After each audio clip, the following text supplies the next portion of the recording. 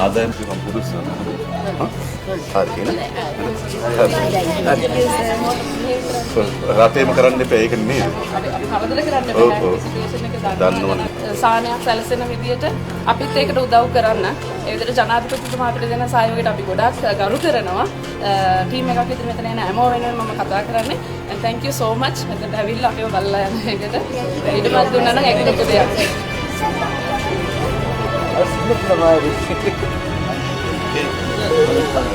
Thank you sir. ඒ ගානම sir රැහිලා තිබුණේ පාර.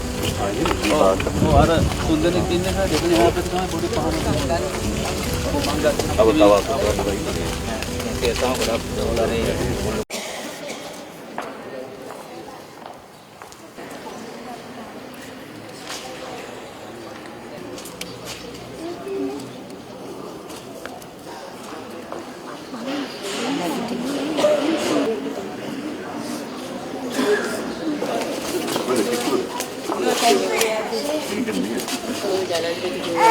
අපි අවුරුදු 30ක කාලයක් මේ යුනික් ගම්මානයේ පදිංචි අය දෙතුන් වතාවක් අපි මේ කඳවුරු ගත කරලා තියෙනවා.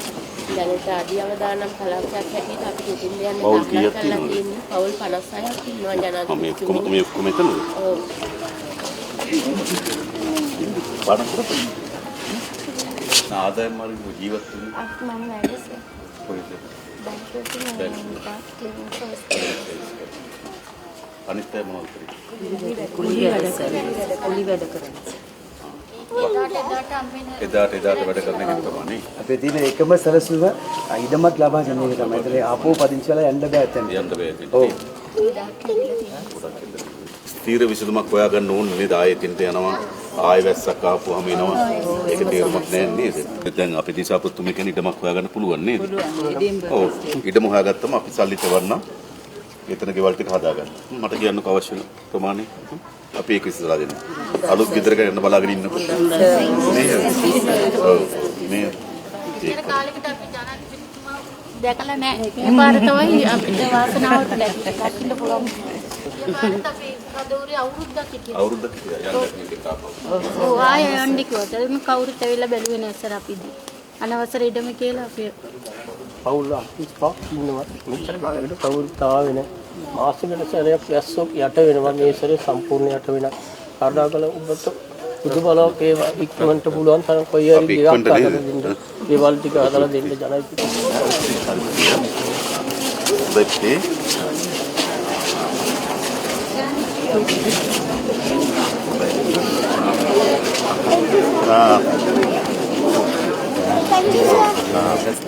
අපි ළමයිගේ අවශ්‍ය වෙන බහන්න පොත්පත් මිලදී ගන්න රුපියල් 25000ක දීමනාවක් දෙන්න තීරණය කළා තියෙනවා. ඒක ඉක්මනින්ම ලැබෙයි.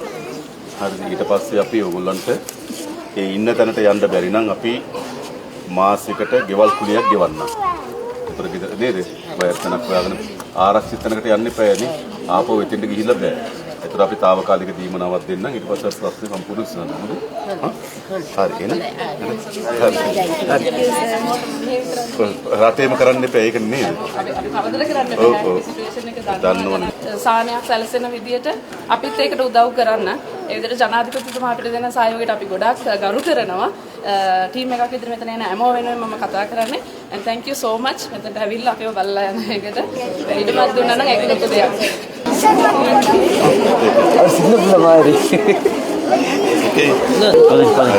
Thank you sir.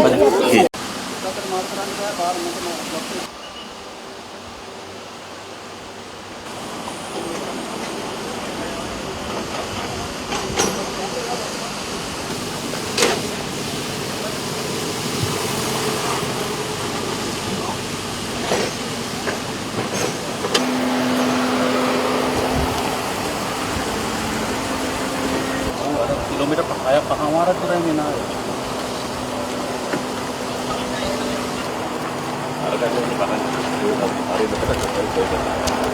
ඊට පස්සේ ඒක කඩාගෙන ආවා. අපේ ගවර්නර් මේ වෙතට ආවිලා අර පාරට ගිහින් ඔක්කොම ගිහලා ඉන්න බෑ.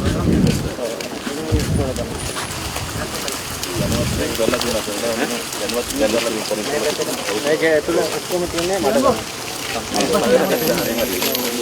මේ හරි මල්ලි කිව්වා. අර ගේ ඇතුලේ තියෙන ගල් ටික තමයි මේ දාලා තියෙන්නේ. අපි අතට කඩනවා පිටි කඩන කිසි කරන වල අඩි 5ක් සම්පූර්ණ කරනවා. ඒක සර් ඔය කඩේ ගානම සර් රැහිලා තිබුණේ පාර. ඔව් අර තුන් දෙනෙක් ඉන්නේ සර් දෙවෙනි හැප්පේ තමයි පොඩි පහනක් ගන්න. ඔව් මං ගත්තේ. තව ඉන්නේ. ඒක තමයි ගොඩක් දවල්ලානේ ලොකු සපෝට් එකක් දුන්නා අපිට. ඒක විශ්වාස කරන්න බැහැ මේ අපිට මේ හම්බෙච්ච එක.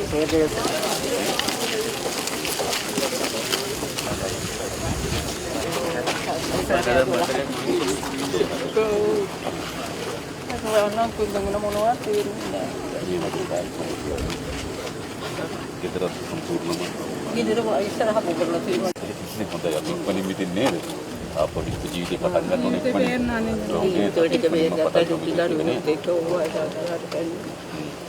මෙතන උඩින් තියෙන අඹේවිල පාරද?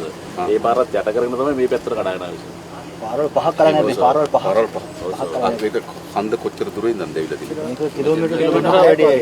කිලෝමීටර් 6ක ඉඳන් කිලෝමීටර 6ක් සම්පූර්ණ නෑ පල්ලෙහා තියෙනවා දෙක 8ක් අටක් වගේ. මේකේ පටන් ගන්න පේන්නේ අවසානයේ දෙකක් දෙක. විතර පහලට දවස් පහන පාරවල් ටිකක් පහන පාරවල් තුනයි. තුනයි. අතුරු පාරවල් හතරක්. අද කල්වැටෙන ඔක්කොම ටික අපි කිව්වත් පාල්සිල එකම්තුමාලා සලසුම් ටික හදන්න. පියවරෙන් පියවර අපි අවසන් කරේ පාරක් බැරිුණොත් නේද? පියවරෙන් පියවර. උඩ ගෙවල් තියෙන අවදානම සර් තියෙනවා. පොරල ඇදලා තමයි තියෙන්නේ.